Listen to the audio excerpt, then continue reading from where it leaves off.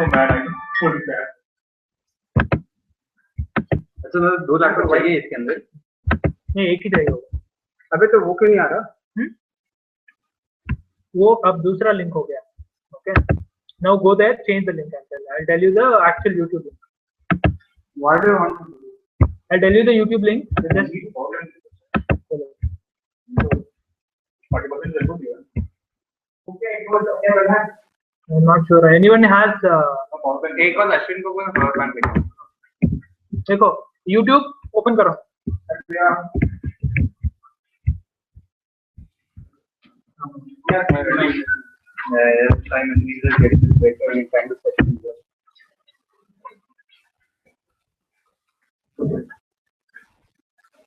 Link आ गया.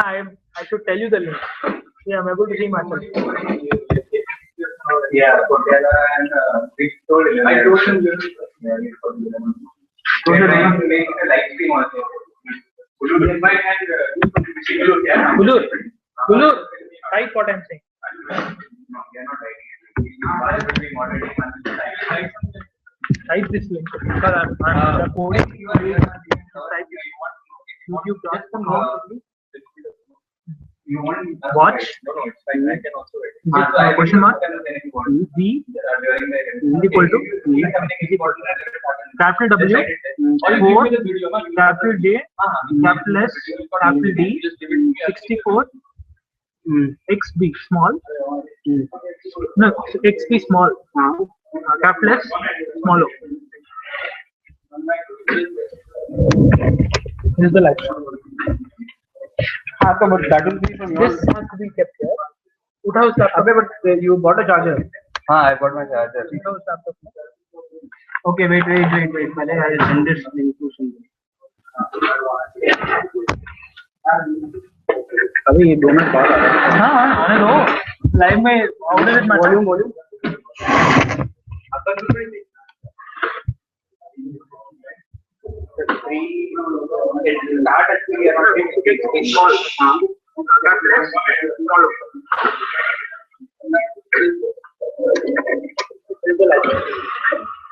Okay. Now copy the link, share it on Facebook. Now let me put this laptop here. Bottom. charger लगा दिया.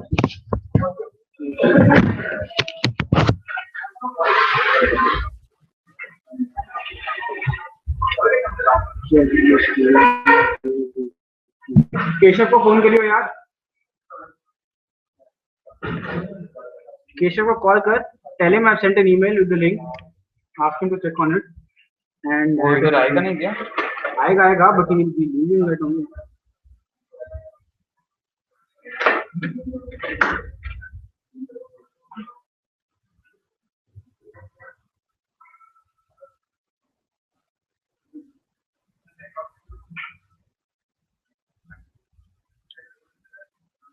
No, let him first confirm before he can tell you.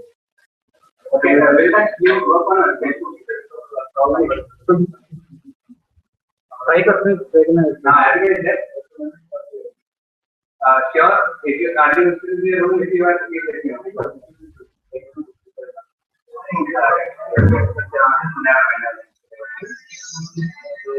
तुम्हारे साथ ही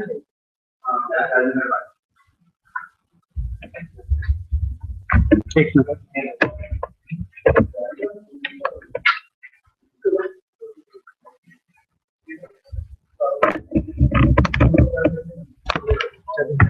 एक से what I sent to him.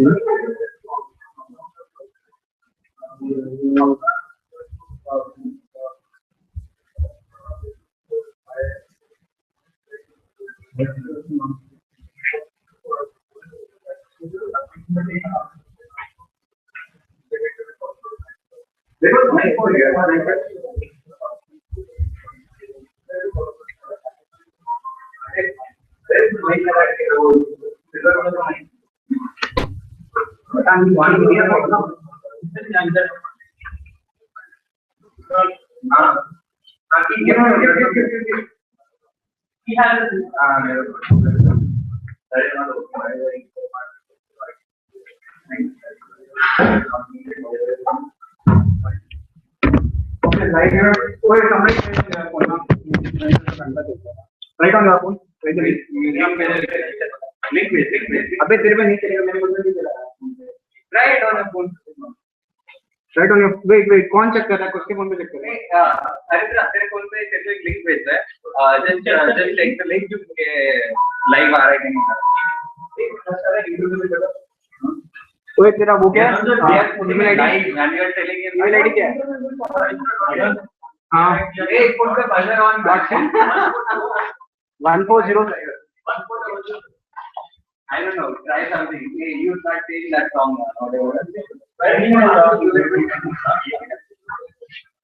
We are, but we don't need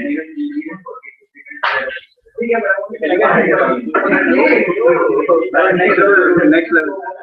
Wait, Aditya, देखो. नहीं, we just want to see. Also,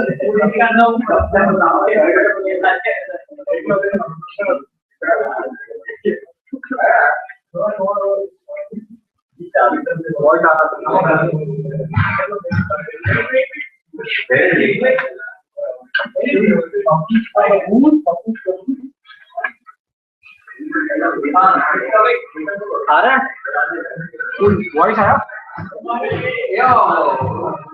Wait, connection just Did you get any sound? वही चल रहा है वो.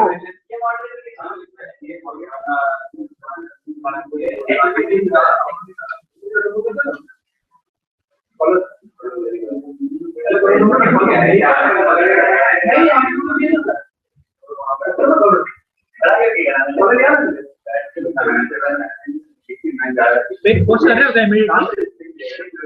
Wait. देखेंगे तो इवेंट स्टार्ट हो गया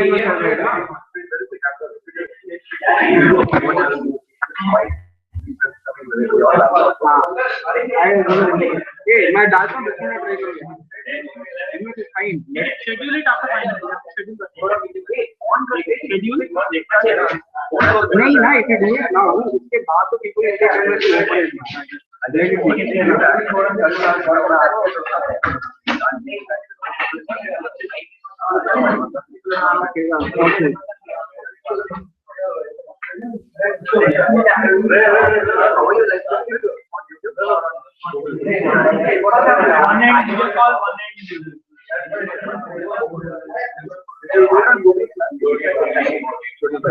I did not set any time.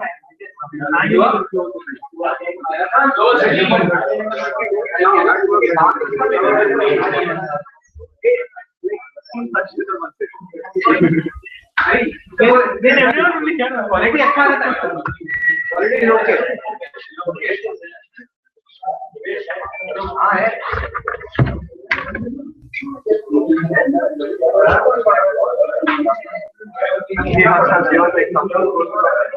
Three match fighting corner. Three match fighting corner. This is the quality.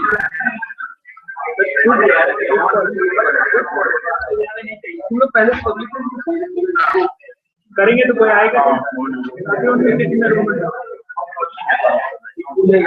इसलिए तो बाई डिजाइन कॉपी करोगे अभी लोग ओपन तो अभी 10 बजे स्टार्ट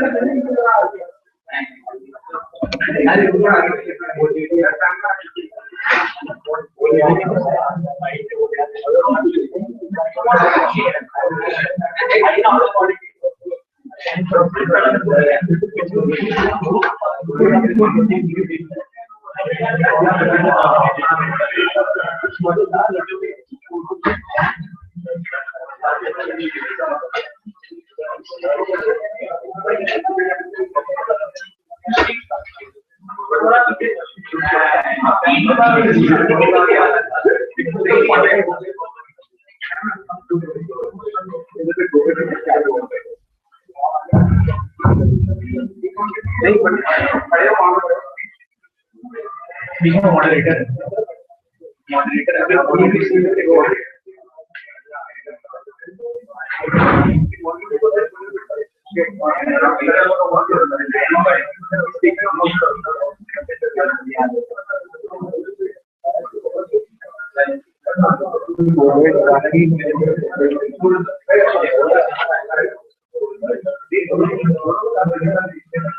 एक moderator under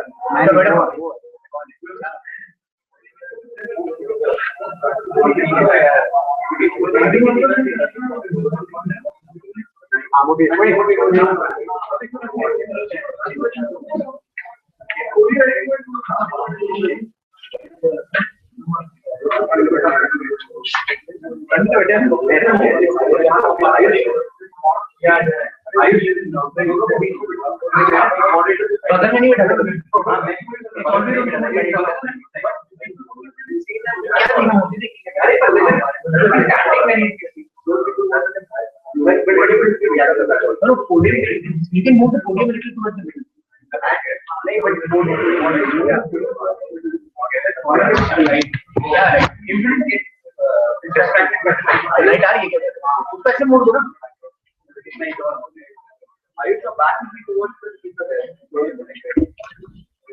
One thing I have to give, I don't know.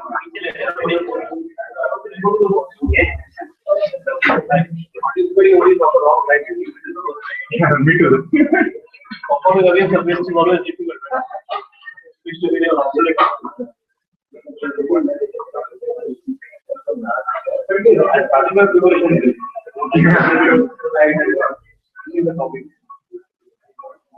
Made some notes.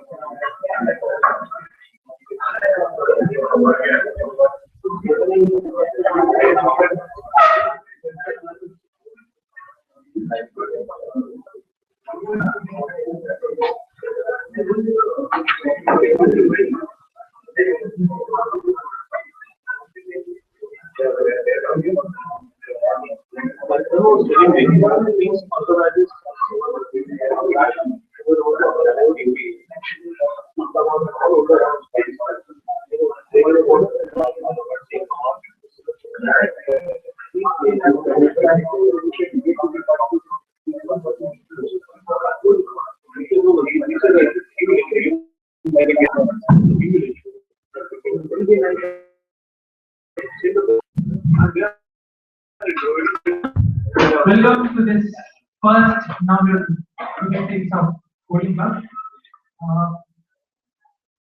We are we expecting more? Yeah, so as we all know, I am really overwhelmed to speak here. We know that this debate has been started by, we have conducted this debate. The primary motive of this debate is to inculcate a culture of debating. In our camp, in our college, we have seen that people, while debating, have certain shortcomings which we think are best learned when you see someone do it. And we have the best person to do it, Dr. Prabhulas Nimake, our director. We would like him to speak a few words.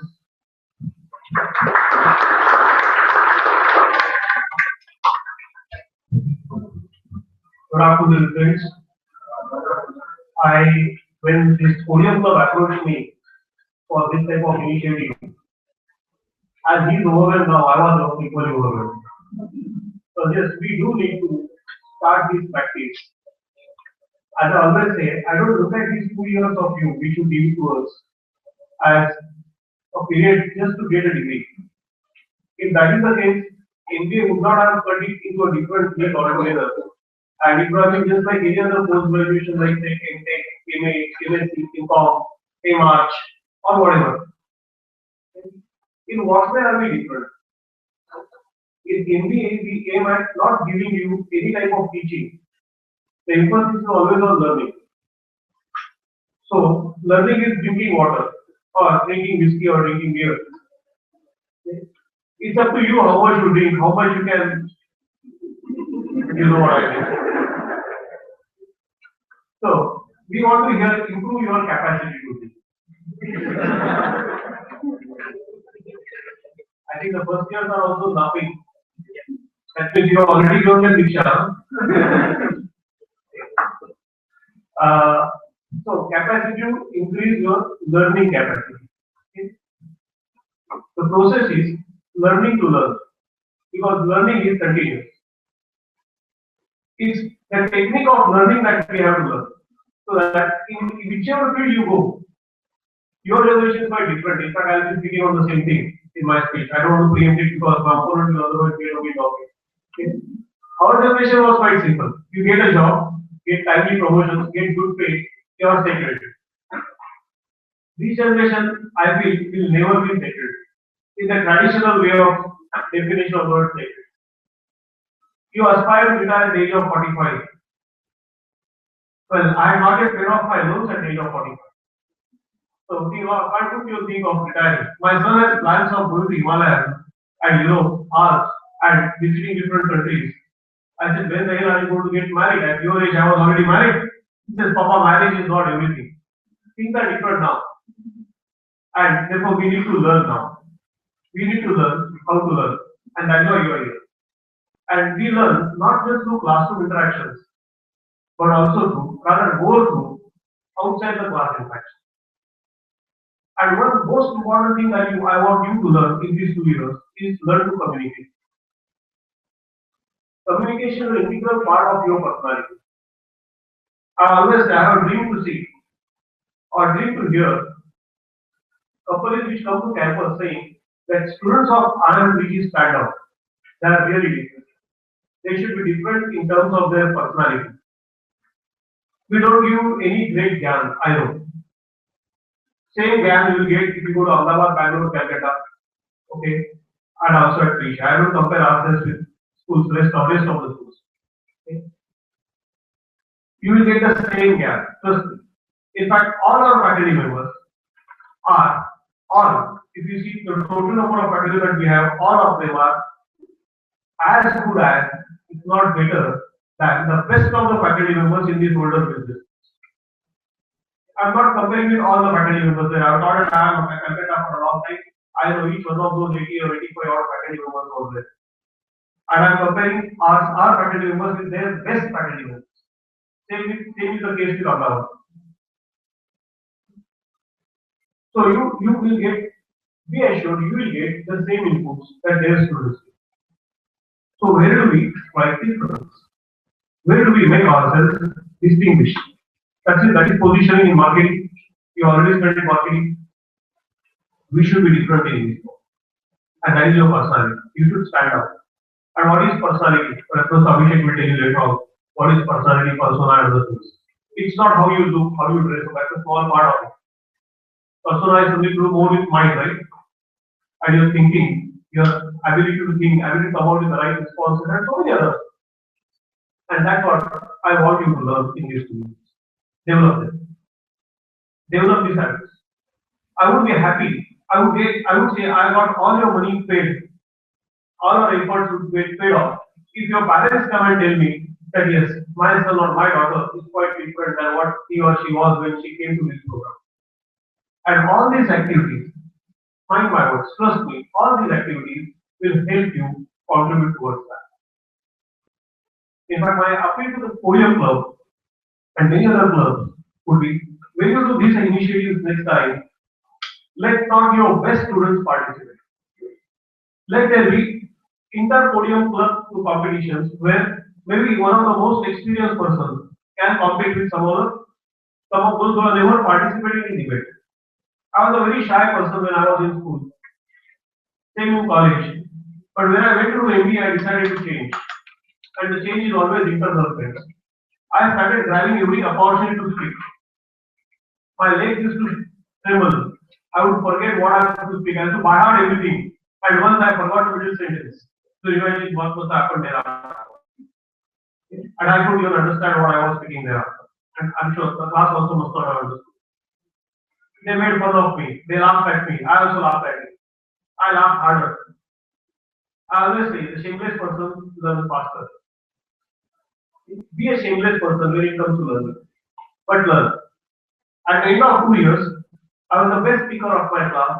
Even the so-called professional and the best speakers who used to compete with the best of the best in the university, okay, would appreciate me and would take me with them for different competitions. It's a skill. Any activity that you need to learn is a skill. And what does it need?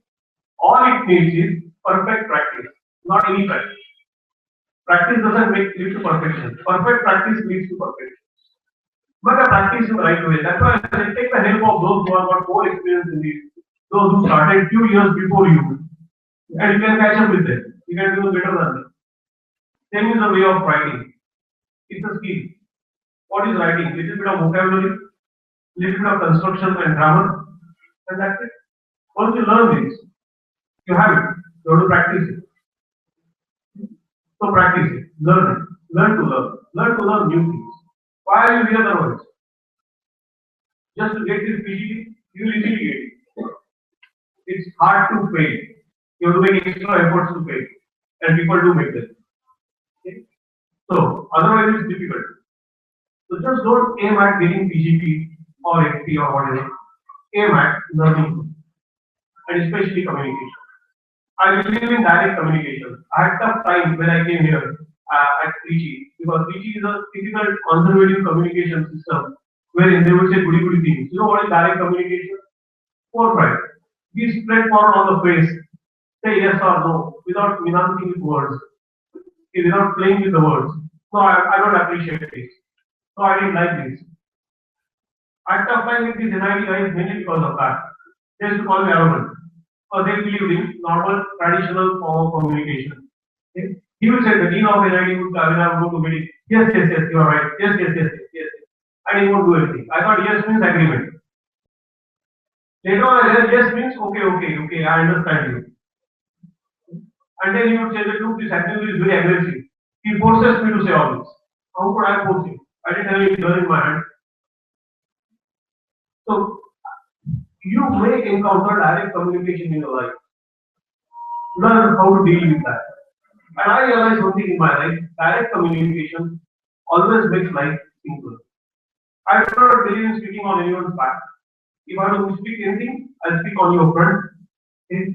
Where's the music? At the most, we will not be happy. And later on, we may part. But there we realize that what he was speaking was truth. Truth कड़वा होता है ना थोड़ा सा तो शुरू में खराब लगता है बाद में अच्छा बाद में पता चलता है but it is better not to learn. You have to develop these acts, these type of practices, and only then you will be able to change yourself. Change is a conscious process, friends. It doesn't happen subconsciously. The subconscious change that takes place is always on the negative side. You don't need to learn bad habits. The subconscious mind automatically absorbs them. But if you have to learn something good, you have to consciously learn. Learn is always a positive conscious effort on the positive side. So learn that. I really appreciate your efforts, and whatever support that you want in this is assured. Okay? Just come up. Anything constructive that you want to do, the institute will always support you. Take more and more help of faculty members. Okay? Start more and more clubs like this. Maybe I don't know if they have already club presentation skills. I'm very concerned about the presentation skills of all students compared to the many students from other schools. We see that when Abhishek was there last time for Mahindra Award, okay, we saw them and they were really amazing. Some of them. I am not Ranchi, I am Shillong. My full appreciation for them. I asked them who was the faculty who was guiding me on this, the way they made the presentation. They said no faculty, sir, we did it on our own. Obviously, they didn't have a faculty member to help them of that time. We have the faculty members, take their help. Let's ensure that we win Mahindra Award this time. The 4th year we are participating and we are not yet even once qualified for the final round. So I was so disgusted last year when I realized our team did not qualify. I got out of it. I said, I'll meet you in the evening. I told Abhishek that I'll meet you in the evening. I'm not interested in hearing others presently. Not that I did not appreciate them. It was out of frustration. I had gone all the way from Trichy to Mumbai just to see my students work. Give me that pleasure. We have done that. Where is our team club? The CFA challenge. We have gone up to the international round. We are so proud of it. Do such activities. Also study. I'm not saying at the cost of. Also study. Thank you.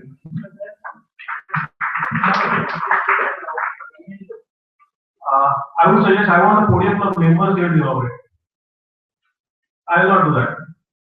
I don't believe that. You have done all the hard work, you should be there, not me. So let's try to do that. I'll be there. But you do that. How do you do that? Let's wow.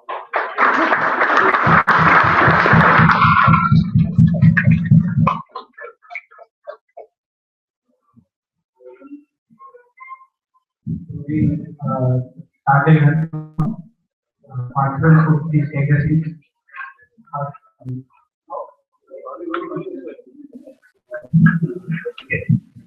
So I'll be the moderator for the debate. So as we said, Vani, be the voice and not the echo.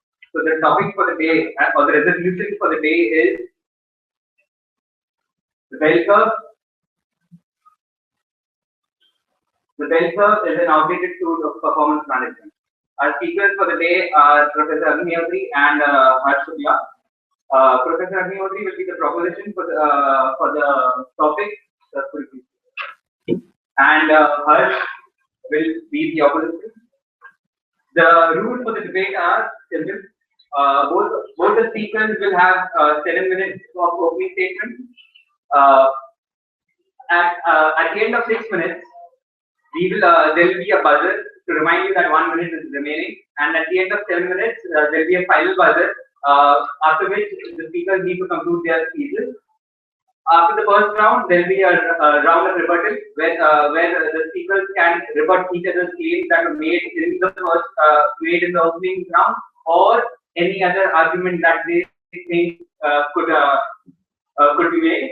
After the rebuttals, that will last for around 10 minutes. After the rebuttals, the audience will be given a chance. Anybody in the audience who has any questions to the proposition or the opposition can ask questions to them. We have 15 minutes allocated for that round, and after that, After that, the opposition will conclude his speech, give his concluding speech of 4 minutes. At the end of 3 minutes, there will be a 1 minute 1 minute reminder, and similarly for the opposition, for the proposition, and 4 minute closing speech.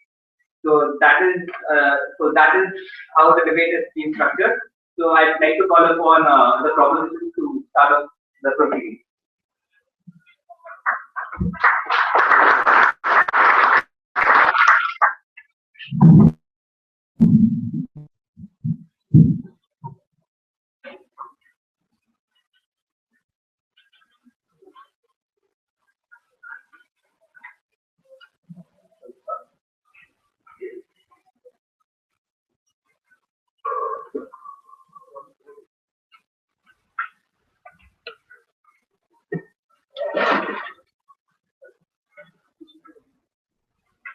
Okay, the topic given to me is the bell curve is an outdated tool for performance management.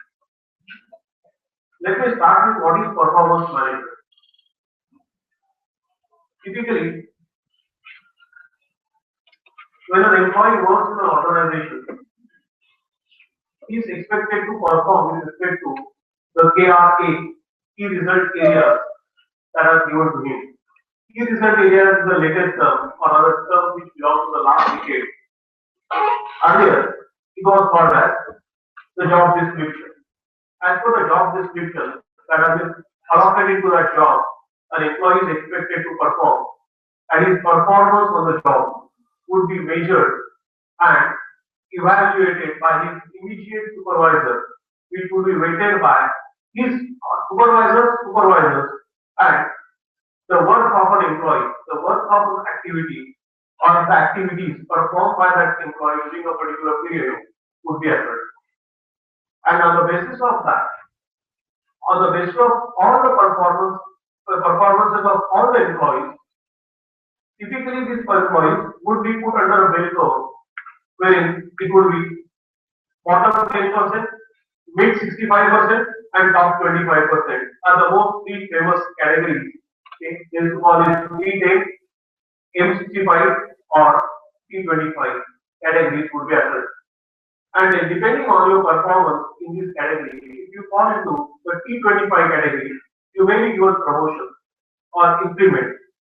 If you are in the out of the top 25, if you are the top layer, you may be given promotion, sometimes double promotion, depending on where you rank over here. If you fall in the bottom 10 category, you may not be granted any increment, you may not be given any enhancement, and sometimes, if it has happened repeatedly for more than 2 occasions, you may be given asked to go. So, the typical traditional performance management system using bell curve believes in ranking post-ranking employees against each other and measuring each other's performance relatively, plotting them on a bell curve and deciding the worth of your work during a particular period. This is what a traditional performance management system is. That is what the topic is. For those who do not know what the topic is, this is what is the topic. Now, my proposition is that this traditional system of evaluating performances of individuals by force ranking them against each other and measuring them into different categories and then giving them feedback and taking an appropriate action is outdated. The reasons for that is because there are several reasons that we have to see. Number one, the business environment has changed during 70s, 80s, and 90s when this system was prevalent. Today, the business environment is highly dynamic. Unlike 70s and 80s, where a person would typically in 70s, a person who goes to the job, okay, keeping career on the job, that means his presence is there. Or if 60s and 70s they used to wear a coat, he would remove his coat and keep it on the back of his chair. That means the person's presence is felt. He has signed the master. Even when I was working in Tata Group in mid-80s, I had one manager who used to say, the day you punch your card, your day is over. Then you work or not, that's a different thing. For official purposes, you are on the job and your salary, you are entitled to your salary. So from there we have moved on to a dynamic work pressure where It's not just innovation that matters as in the past, but disruptive innovation is all of the day. It's not long-term orientation that we always thought of. It's the policies are more and more short-term. I bought this S2 phone just about a couple of years ago, and today that is discarded. I just wanted to buy the back cover of that, and S2 cover is not available because the new phone has been launched by the same company. You mean a mobile phone's life is only for 2 years? Product life cycles which are expected to be long have now become short. And naturally, since the product life cycles are short, you are expected to kill your own brand and launch new brands. And actually, the whole organization has to be seen from that point of view. KRAs, as we used to call, job descriptions converted to KRAs, key result areas, has now changed or is moving towards process ownership. And that is the crux of my discussion. Because it is the process ownership, I don't perform a small part of my job, but I own a particular process which involves several other individuals working in an organization. Naturally, you cannot just measure the outcome of my work on the basis of the small fraction of activity that I have done. Because my performance depends on several other individuals with whom I network when I work. Today, organizations are called as networking organizations. And every individual, unlike in the past, doesn't work in a silo. It's very okay.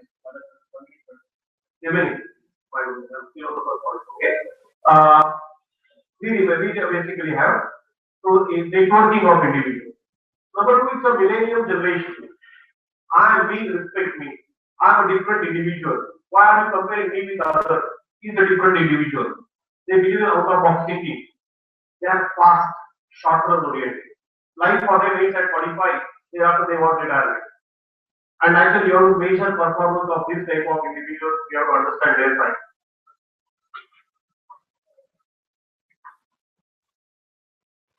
Traditional performance appraisal system doesn't offer a proper system. It believes in post ranking, and many people believe that it's intimidating. It promotes bad management, maximum bureaucracy, especially in government. If you know public sector undertakings and government, they are called CR, confidential reviews. And if I am evaluating performance of my subordinate, the subordinate will under continuous rate. If I say something against what he will spoil my CR, spoiling the CR will be a common trait. And then my performance will be affected, my promotions will be delayed.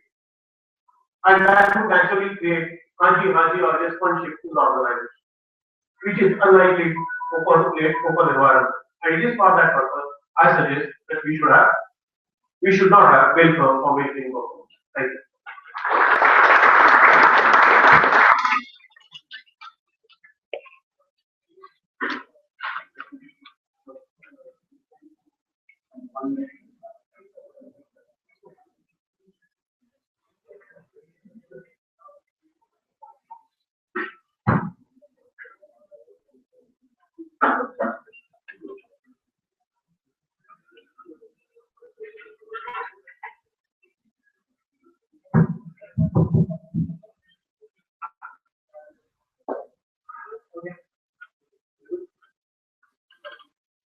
Good evening, ladies and gentlemen. I'm Harsh and I'm debating against the motion. There are three entities I want to thank today. First, Professor Agnew for taking time out of his busy schedule. Second, Podium Club for coming up with such a unique event. And finally, the bell curve. The bell curve which made it possible for us to be here. For those of us who don't understand how, sometime back we gave an examination called CAT and we were congratulated on having failed the CAT. We were in the top 3 percentile. 2 lakh students gave the exam. If you plot their scores, it will be a bell curve. You are and we are a product of the bell curve. Now, my speech will be divided into 3 parts. 20% for students, 70% for working professionals, and 10% for context. This is the bell curve I will follow. Now, benefits to students. How does the bell curve benefit the students? It inculcates healthy competition. You will be looking at your neighbor. You will be looking at your friend who will be in just a few days giving their midterms for the first year and the second year, second term. And you will want to perform as much as they are. You will want to get better grades. You will want to try harder, push yourself. That is what healthy competition brings. There will be challenging subjects. I will not mention them like microeconomics, but no. The point is that these subjects are those where students don't score as much. Now the bell curve ensures that the average is low and it can somehow be increased.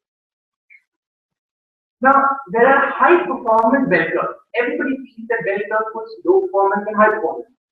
There's a concept by Paul Reynolds from the State Level Commission of Engineering. He said that high performance is also divided into Uber, into satisfactory, and into common ground, which can be related to 4-pointers, 3-pointers, and 2-pointers respectively. So we are fighting for high performance also. Let's assume that there is no bell curve for students. What will happen? The measurement will be something like a group performance, a group project, where inevitably the free riders royally have a lunch on the top of the test. There is no such thing as free lunch. So the free riders will rule and the performance will be totally skewed. Coming to 70% of the curve, students with work experience. Most of us have work experience. We have been in situations where our managers have rated us. They have rated us and they have given height accordingly. We have been given rating 3, 2, 5, etc. We have all seen the wrath of the bell curve. And do we like it? No. But is it important? Yes. General Electric, Jack Welch, the CEO. He was the pioneer of the bell curve and it's used in performance appraisal. What happened was, from 1981 to 2001, the 2 decades saw the earnings rise by 28-fold by using the bell curve methodology. Coming to something more recent, we all know Yahoo was struggling. Their new CEO, Melissa Mayer, came in a situation where she saw complacency, people tolerating low performance. What did she do? She put in the bell curve. She called it stack ranking. Now there are 20% of the Fortune 500 companies. They all follow the bell curve. For General Electric, they call it the vitality curve. For many others, take all industries. Take GlaxoSmithKline, take Goldman Sachs, take IBM. All of these industries follow the bell curve. Now, there's a book by McKinsey Consultants called The War of Talent. What we looked at was to retain high performance employees. We don't just need to reward them. You need to ensure that the low performing individuals are taken care of. By that, I mean either you improve them or you remove them.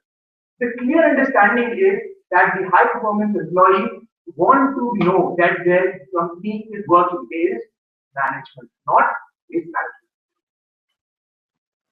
Now, I was reading through a research paper by MIT scholars. It was called Punishing by Rewards. They looked at how pressure can motivate people. Pressure motivates people to work harder. There is my favorite thing by Singapore founder who says, humans cannot be improved, they can only be disciplined. And who brings this discipline? The bell curve. It pushes you to work harder. The post ranking, as my fellow opponent says, is bad, but it is necessary when used in the right way. There are 3 key components to it. First is it should be constant across all employees. It should be very objective. It cannot be subject to interpretation. And it should lead to a proper rich feedback. If this is followed, the post ranking works very well. Coming to the last 10% of my speech. You see, the world is a bell curve. Our test scores, employee performance, even our likability. If you plot your own likability, you will find that it follows the bell curve. There are some people who really hate you, there are some people who really like you, and the rest follow the bell. There was a psychophysicist called Mr. Howard. So he was given a consulting assignment by Pepsi. What they wanted him to look, what they wanted from him was how much of aspartame should be used for diet testing. They gave it a range 8% to 12%. What did he do? Like any of us, he experimented, he got the data, and he was looking for a bell curve. What did he get? Nothing. He got random data and he was shocked. Everything in the world follows bell curve. How can this happen? This is not done. And what happened was, he was looking for something very wrong. He was looking for the perfect set scheme. What he should have been looking for are perfect set schemes. So the context is very important. In the context of knowledge workers, it becomes a little difficult, but it should be managed accordingly. I would conclude by saying that in the world of bell curve, one thing is what matters, and that is that.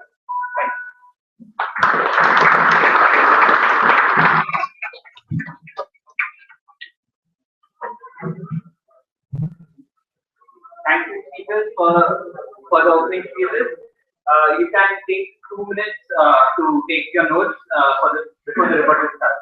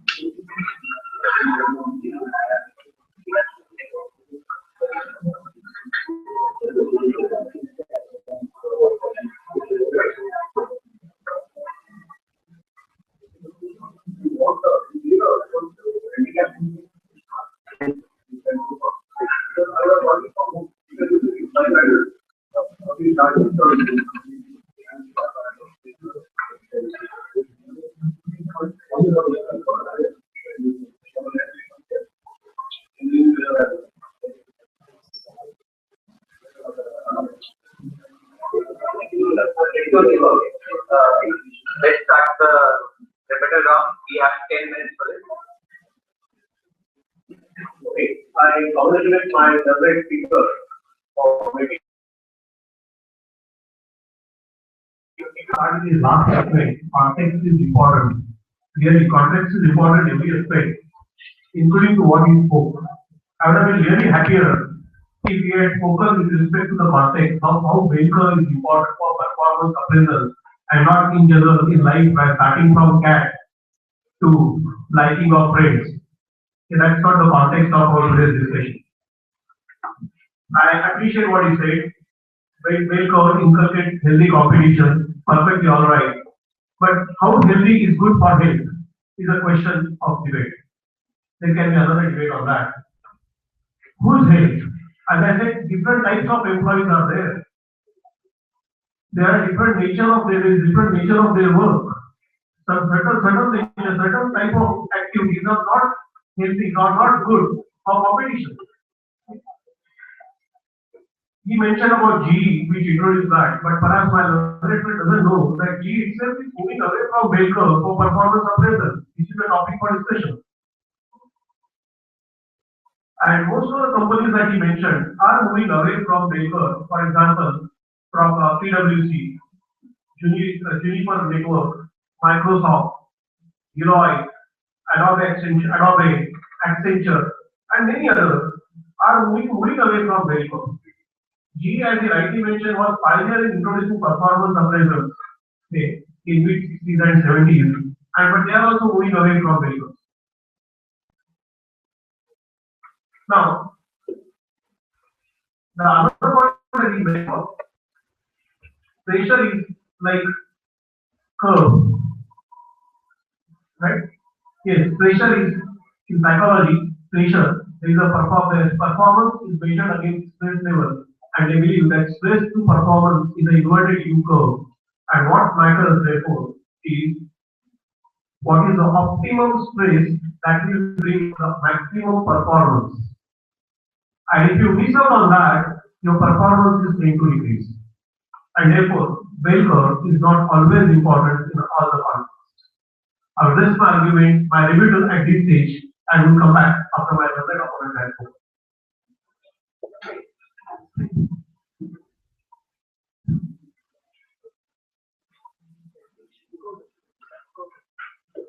Thank you, Professor Arvind, for the activity and congratulations on your speech.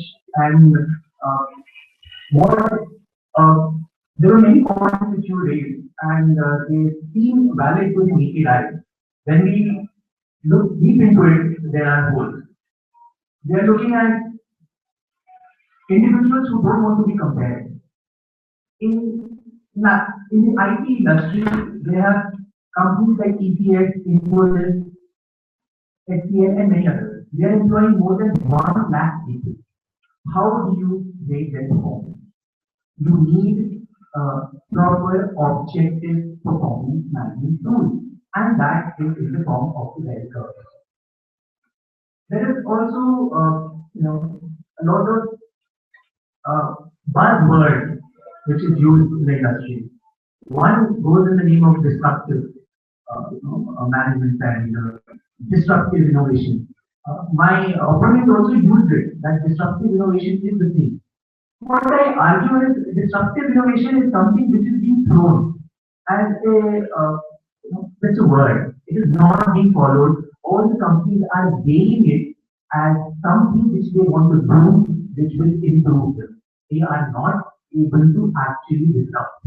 The companies which have disrupted never talk about it. So the disruptive innovation is something which I strongly consider as hope. But could you give proper examples of making follow and big words that are meant for politicians, not for us? So, we can give the example that each word that you have made. So, let's look at Google. Let's look at Facebook. They never use the word disruptive innovation, but they disrupted. They disrupted the technology, and all the IT companies right now are using that word. All the IT companies. You think they are disrupting? TCS, Infosys, HCL, you take all the companies which are coming over there and everywhere. They are using the word disruptive innovation only as a word. That is my only point. The logic of pressure improving performance and is very valid and it is rightly taken. What I had mentioned in my speech also was that the pressure should be optimal and it improves the performance of the person.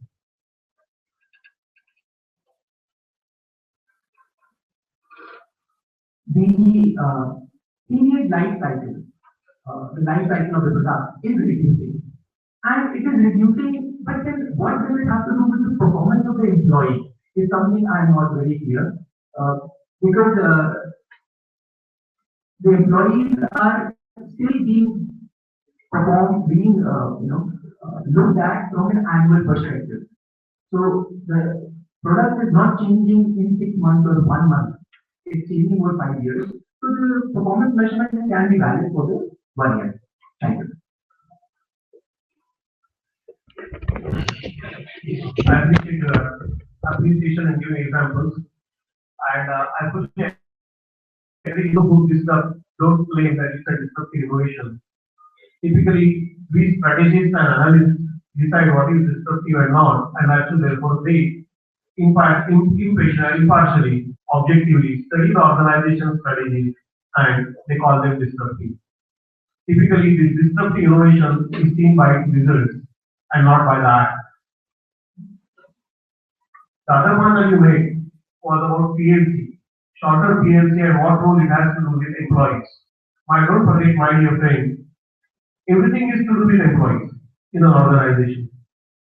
It is for this purpose today human resource or personnel which got transferred to human resource is now considered as human capital. How it is linked, I'll come to that, and then I'll also explain about human capital. If I'm making a product, say this phone, Galaxy Note 2 was launched in 2013.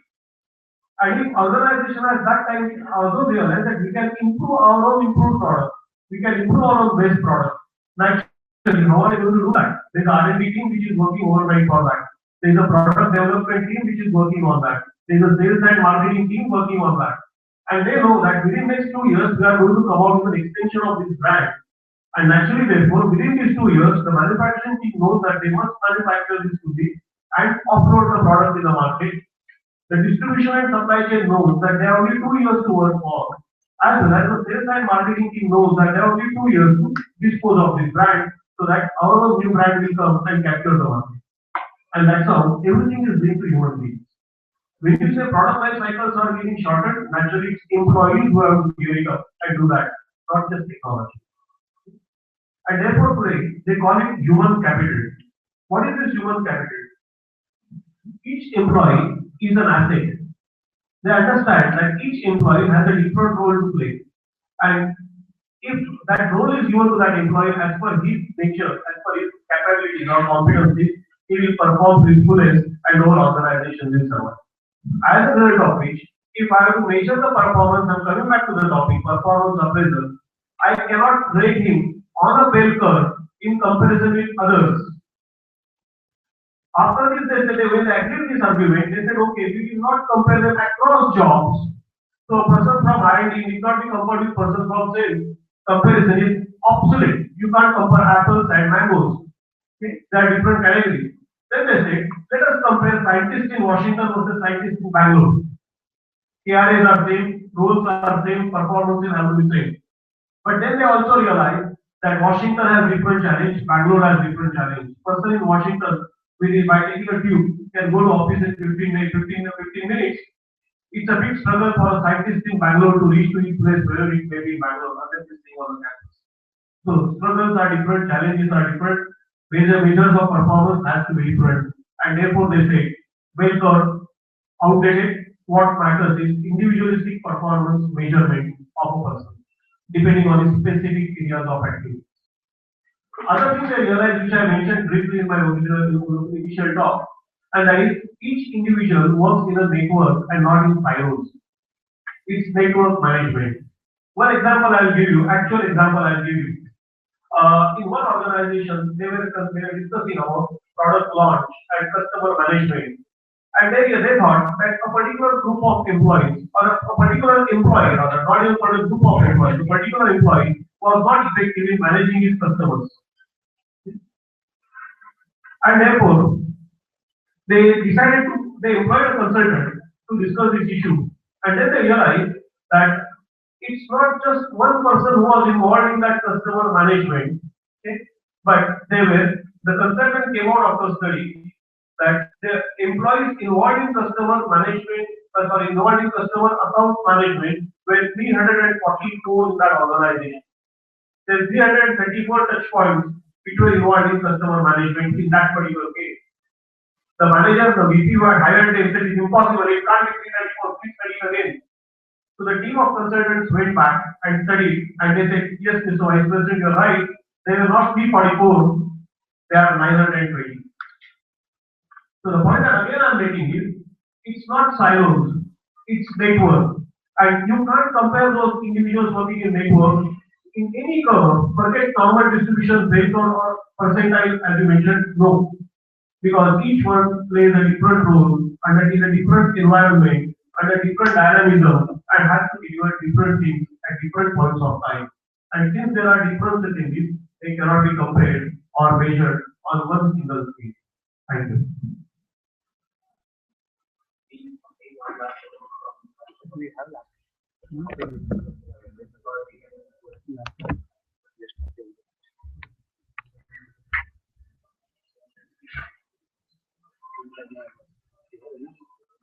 So we take audience questions in the app, and you can address the questions to either of the speakers. Any question? Okay, yeah. Now, question to ask. Okay. Your majority of your discussion was based on school system or college system. But my concern was college. College, the expectation of a college student and expectation of a working professional is very different. Like college would be to get a grade high so that you're performing well. And on a work environment, it's actually meant to add value to the institution or the organization. So I'm really upset. How do you put so much importance on the college and students as compared to a performance management at a workspace? Thank you so much for the question. I think you didn't listen to what I said. I divided my speech into 20%, 70%, and 10%, and I stuck to the timeline where 20% was for students, 70%, which is a sizable portion of time, given to working professionals, and only 10% for the contract. So maybe more, you could listen better to what I said. And the argument was much more from the professional world, where I gave a lot of examples of companies and followers and everything. So I don't know the question, the negative of the question. Okay, we move on to the next question. Yeah. I have sorry for another question to your on your side. I think when you're talking about the bell curve in terms of performance measurement, you're not talking about the random sample. You're talking about a group of people that have been specifically recruited by that company.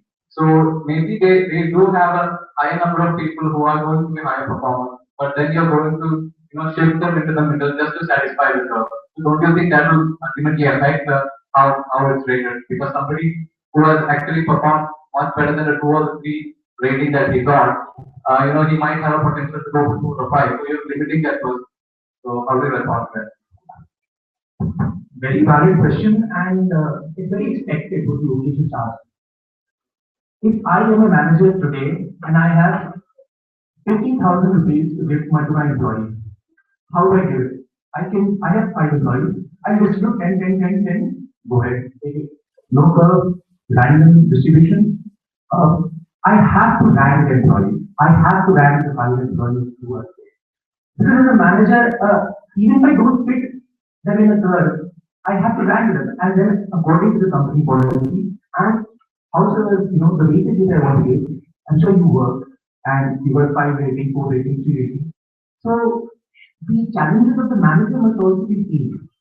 From the employee point of view, I know that the employee feels that it's unfair. How can I be compared to my friends who probably work lesser or work more, but my manager feels he work more? That is something which is a sort of necessary evil. If you're working in the system, you have such amount of money to be given, you have to follow some curve, some measurement, and the bell curve is going to be the best measure of the performance evaluation.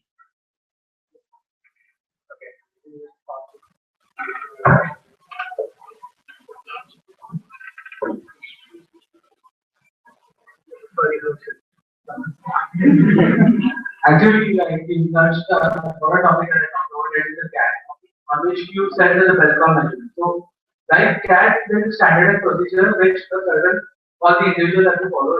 However, in CAT 2013 itself, because of the so many variables, it was found out that there was a problem in the measurement. They tried to fit the model to the bell curve. So, don't you think that similarly in a working environment, like there are so many things in the IT industry, maybe it's okay, but there are different deliverables which are not at all measured. There are different clients, some who are working with more important clients, some are net less.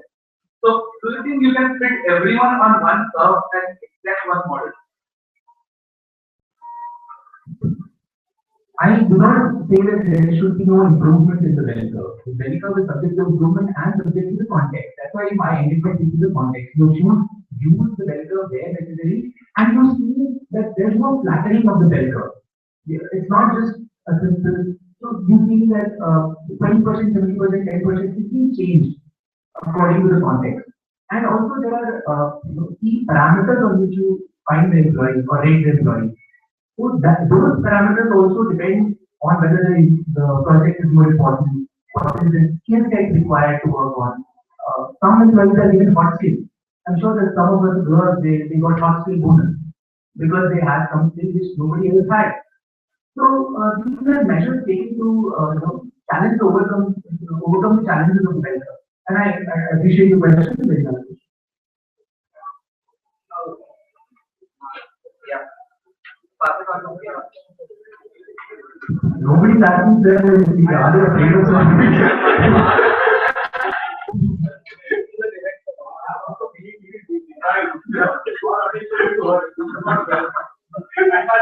Questions, also they don't continue direction or progress of the audio. Things are participants. The status remains the same. Make a point of view.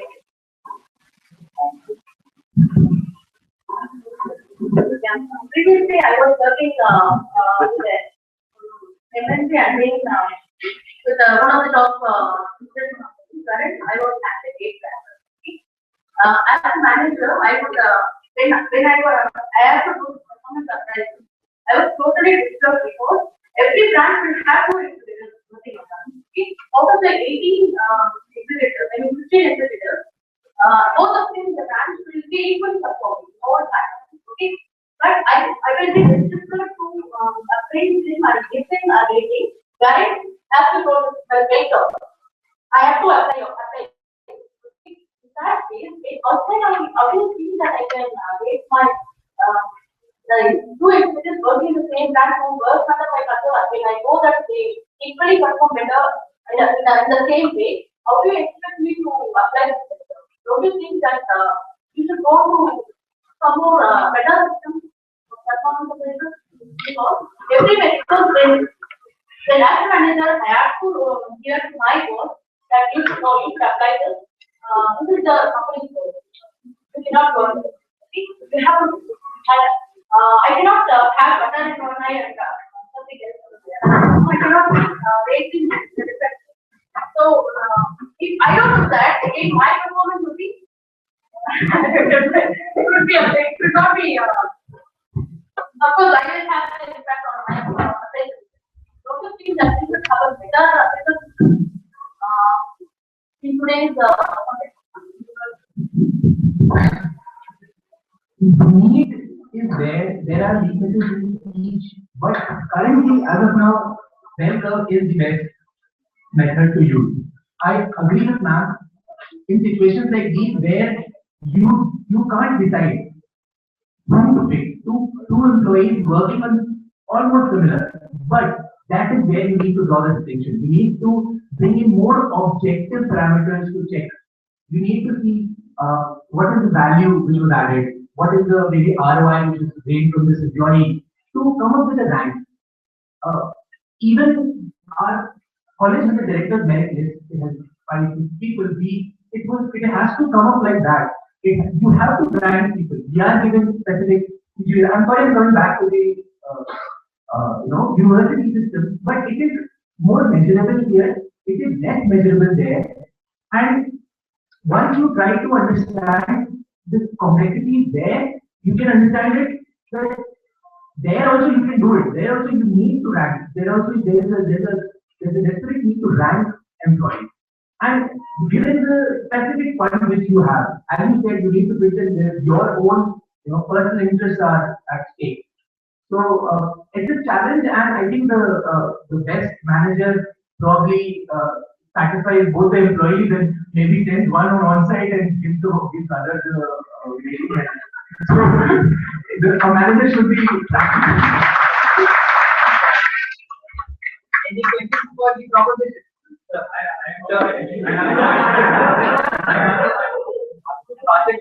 I want to ask related to one question. If you pass it to production, it's a proper, right?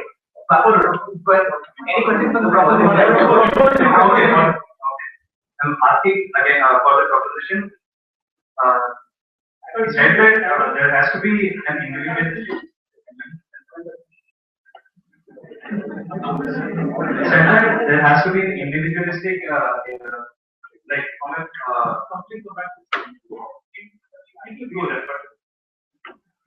so he said that for a particular employee there has to be an individualistic area of performance appraisal. But that is from the point of view of the particular employee. But as an organization, there has to be some statistical measurement. For the organization has to hire someone and has to fire someone. So then the wealth of has to fit in for how does a particular like a single measurement tool act against the whole. So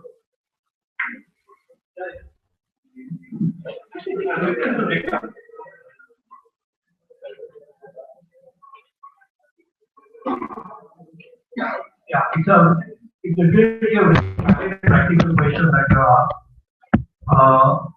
But it's not just a question of ranking or force ranking today. Because as I told you, there are so many things have changed in the environment, in terms of employee behavior, in terms of employee psyche and expectations, in terms of the way organization looks at its employees. Employees are no more just wage earners. We understand and we now appreciate and respect the fact that they don't work just to earn money. They also have mind there, they also have personal aspirations. And therefore, if they say it's not just evaluation at the end of the year, organizational evaluation. I remember one client of mine, a big company in Tata Group. Last 2 months, they will not do anything, but they would just keep on evaluating. Another instance I'll tell you, one he is a chairman of a big company, big, one of the best Indian companies. We are trying to invite him as TCS for our location. And the response that he gave is that I know him very well. He said, Prabhu, I'm sorry I can't come, but you know, normally January, March, I'm busy in appraisals of all the divisional heads and all the key employees of that division. Just imagine chairman not leaving station for 3 months because his final evaluation is taking place during that period. And his convocation to call in March, 15th March, he could not come. The point that I'm trying to make is look at the bureaucracy organization wide it is. And it's an effort in order to just give a simile of segregating eggs in different baskets and evaluating those baskets at random. Each egg is different. What to do then? How the problem can be overcome? If there is a problem, if we appreciate and we acknowledge that there is a problem, we must look for the solution. And the solution is, today I believe that it's not just your job is not just to develop skills, but it's a human capital that is required for success. So it's not just training and developing. Understand it as a capital and see how can you develop that capital. For that, what we do? The top management must have ongoing conversation to improve skills and results of its human capital. It's like if you are equity, if you trade in equity, you know, you keep on looking at your equity market, equity portfolio regularly and see which stocks are going up, which stocks are not going, which they must be harvested and so on. You have to keep doing that regularly. Thirdly, it's continuous shifting from ideas to outcomes. It's not just idea that matters. What's the point of that great idea that someone has conceived unless you put it to effect and show some outcome? So, to sum up, don't evaluate companies across baskets as Priya rightly mentioned. If two employees may have the same performance, how do I put him in the upper bracket and lower bracket? Then we have to have some outside external factors unconnected to his job. In that party, New Year's party, once he was drunk and he misbehaved, he overdid. I've seen such factors, extraneous factors coming into effect. Now, what I need to do is performance appraisal. He might have voted fine, that's fine, that is your the party, the official party. Why do you create that? Don't create that. Don't use those just to create that differentiation because we have to have a differentiation. Not everyone fits to top 25. And therefore, now I would say individual performance is a small fraction of the total organization performance. So study a group of employees, keep talking to them regularly, and keep giving them timely, continuous feedback for the improvement and try to bring about the improvement. Appraisal should not be a critical factor as a post-mortem where you have gone wrong, what you have done after the event is over, after the event is over. It will be continuous. Organization. We take one last question. I have this point for. Okay, so the motion is coming. Actually. So I think that the arguments are wrong assumptions about the death. The first wrong assumption is that it is applicable to all sample sizes, which is not. It is not applicable to small sizes. So if you are applying to it, you are doing a fundamental error there. Right? Nothing wrong with the tool itself. Second one is the assumption that it is for a mix of variables, which is not true. If you have 940 points, you use 940 bell curves. If you are trying to do it with one bell curve, the problem is with you, not with the bell curve. Third, we are arguing from the audience perspective. We are saying many a times that we are trying to fit. You don't fit the data to the bell curve, rather the data should fit. Right? So the data should not be falling under the bell curve. Have a data forms the bell curve. You get the point? Right? So there is a lot of argument. It is not a regression model which you create. Bell curve comes out of the data. Okay? So these are three major wrong assumptions which I think which is going against the thing. I think you can just defend those assumptions.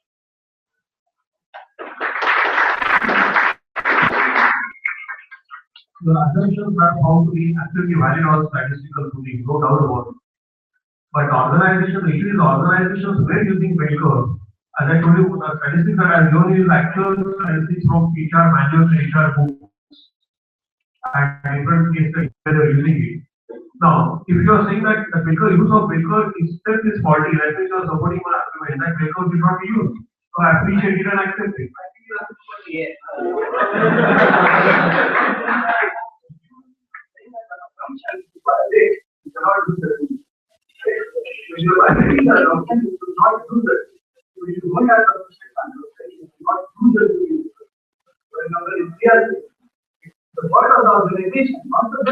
Sure.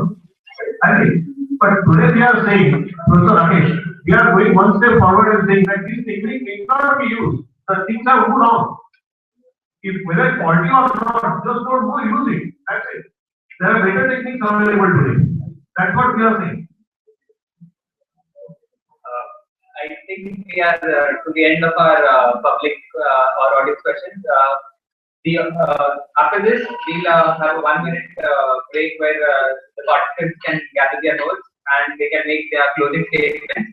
Closing statements will last 4 minutes each for both participants.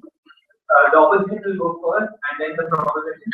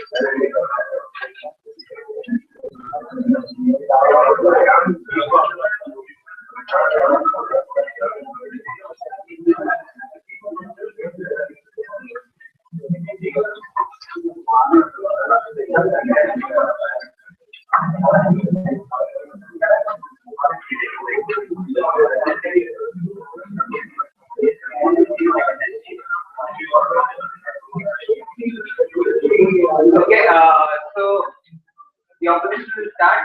Just a reminder, no new arguments can be brought in during a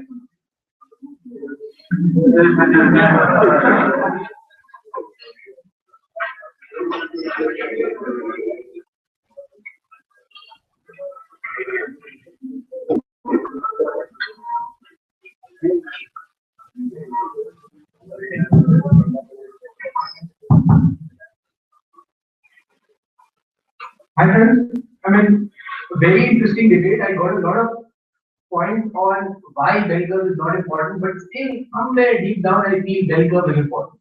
Bell curve will remain. Bell curve is not outdated.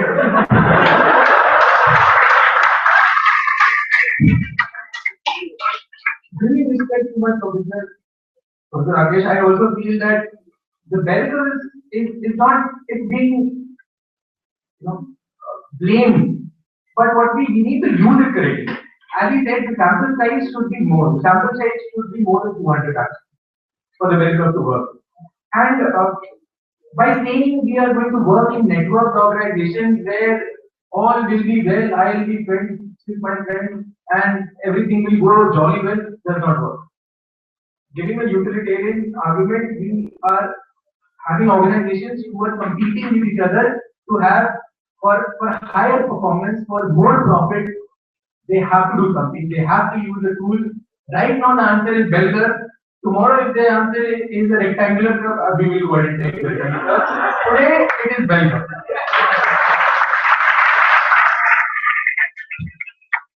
Also, I think let's not get the idea of promoting mediocrity. We are saying that everybody is equal. We are all fine. We need to, bell curve, rank people. Ranking is bad. We can't do it. That kind of argument doesn't work. It is always survival of the fittest. Survival of the fittest by Charles Darwin works in the jungle rule and in the concrete jungle rule. We have the concrete jungle where survival of the fittest works. And the survival of the fittest will only work when you use the bell curve. So I think I have convinced the audience that the bell curve works. Just to conclude, first ranking should be I made my point in the initial argument. Three things are very important. It should be consistent across the employees. It should be the same parameters. It should be very objective. Objective because otherwise you can't. I can't say I like him. I don't like him. You should be very objectively measured. And finally, it should lead to a rich feedback which can be analyzed. I think I've made my point.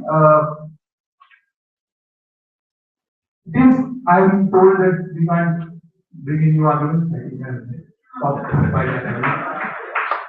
Thank you so much. Thank you so much.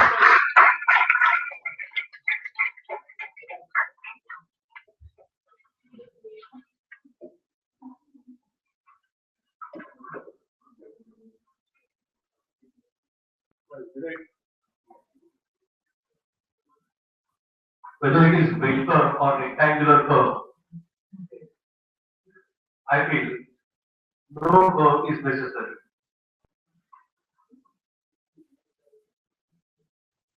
Today, as I said in my opening statement, the role of human capital is changing in the dynamic business environment as well as within an organization. It's no more the personnel management. In fact, 30 years ago when I studied my MBA, I studied it as personnel management. Then it became HR. And today they say it's human resource, not human resource, sorry, it's human capital. Today most of the organizations believe in learning from failures. There was a time when failure was a cardinal sin, and if someone has failed in an attempt to invent a new thing or discover a new thing or implement a new practice, you would be shown the doors. Today they say learning is part learning from failure is a mantra, is a new mantra. Today we continuously shift, as I mentioned earlier, from ideas to outcomes. Each idea has to deliver some outcome. And you always keep saying what is that outcome and how beneficial it would be to me and to my company. Obviously, talent is the key. And if the talent is key, and as we all know, there are different types of talent available in each one of them. The concept is more positive today of identifying that talent, nurturing that talent, and encouraging that talent for the organizational betterment. Therefore, development of skill and human capital is crucial to success of the modern organization, which are nothing but networks of human beings and not just hierarchies of employees and business units. Individual performance, as I mentioned to you earlier, is just a small part of this network. Like the customer management, as I mentioned, is 1/9/28 part of one individual. And therefore, organizations should evaluate our employees or its employees in its role by getting rid of comparison with each other. Absolute performance should be measured. We are not saying performance should not be measured. Absolute performance should be measured with specific context to the role played by that individual in a given situation. We are not here to promote mediocrity. We are not saying that do away with this comparison. We are only saying that do away with the blind comparison, wherein you will try to put them by generalizing them together. 1 minute. By putting them in one single basket and tagging them that these are low performers, these are high performers. That's what I'm trying to say. Thank you.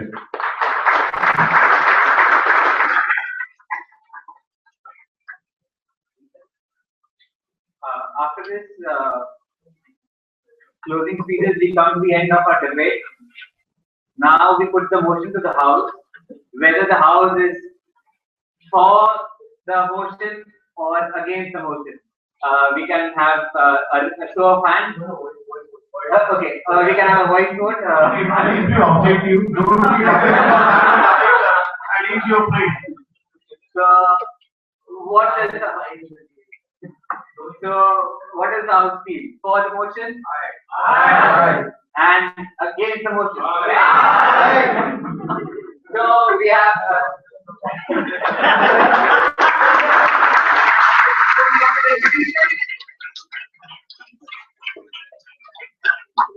So we have a resolution. The bell curve is an outdated tool for performance. Thank you.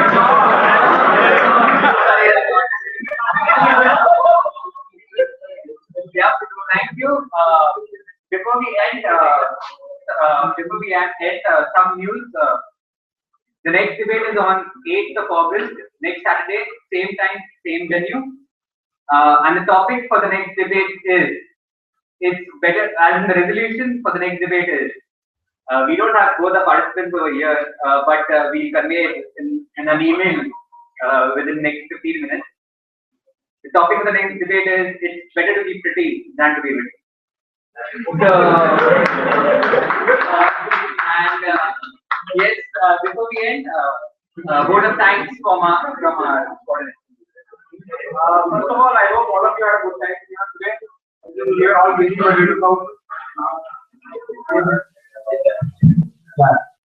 As I said, I hope all of us had a good time. At least I did sitting in the front, and I hope the people sitting in the back also had a good time.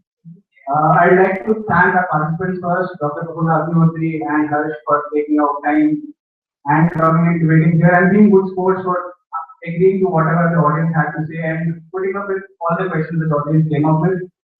I would also like to thank all the faculty and the staff who took out time on their schedules to come here and represent IIT. And even the students who I know are busy, but even they came. And in the end, I would also like to thank Gopal and Gokulanna for helping us out with the arrangements, with the mics, with the podium. And I hope the next event will also have a great turnout, and I hope it is more than this turnout, and hope we'll have more fun next time. And thank you, sir, once again.